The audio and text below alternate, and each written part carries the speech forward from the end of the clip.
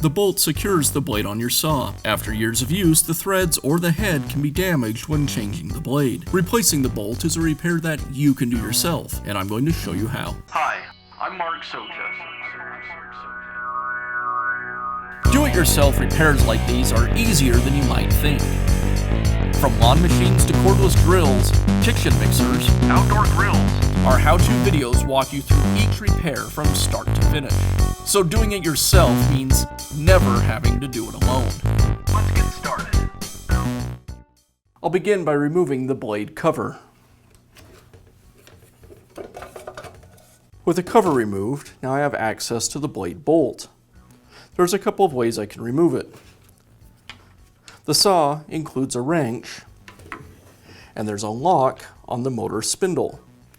To use the wrench, I'll push on the lock and rotate the blade until the lock engages. Now I'll use the wrench that came with the saw to remove the bolt counterclockwise.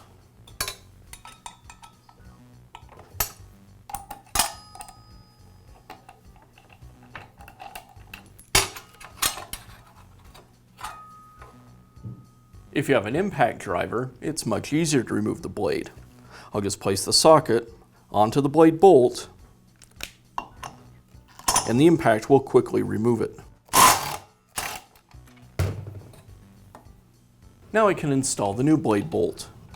I'll start it by hand by threading it clockwise, and then secure it either with the impact or with the wrench.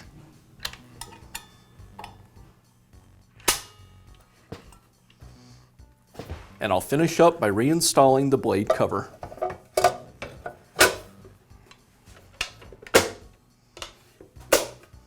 And that's how simple it is to install a new blade screw on your circular saw. Be sure to check back often for new videos and expert advice. If you found this video helpful, give us a thumbs up And leave a comment.